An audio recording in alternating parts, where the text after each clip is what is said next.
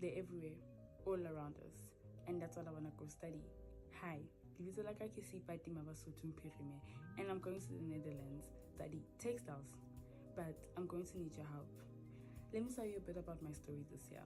I've recently been accepted at the Saxion University of Applied Sciences to study my master's in innovative textile development. And this year, I actually recently graduated from the University of Northwest with a Bachelor in Environmental Sciences.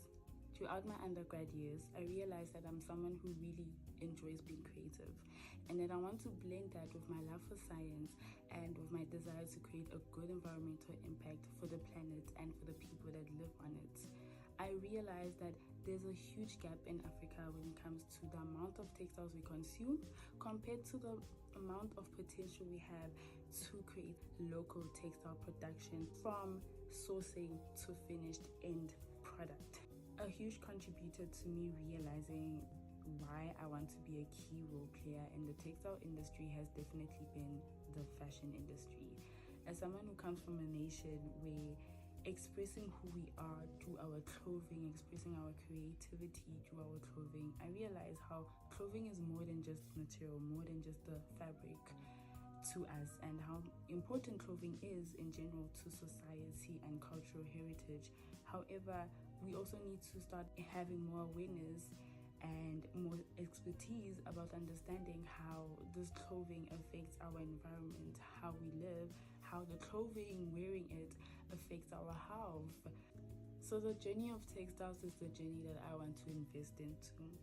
I want to invest into globally a more sustainable production and end life of textiles. And so this is how I ended up applying for the Masters in Innovative Textile Development. And it hasn't been easy getting into this program. First of all, I had to do an innovative case, a concept that can be practically applied. So I was able to conceptualize an inner cooling layer made from aloe waste. Often the aloe vera gel is extracted from the aloe plant, and 50% of the plant is often discarded. I looked at aloe waste and I realized that the inner cooling layer would be something that would be able to create a difference in a foundry worker's life, in a firefighter's life, helping to reduce heat stress and ultimately help them to do their jobs better with less heat stress. Already, South Africa is producing textiles, but I really want to grow the potential of how much more sustainable we can be by actually leveraging the amount of indigenous knowledge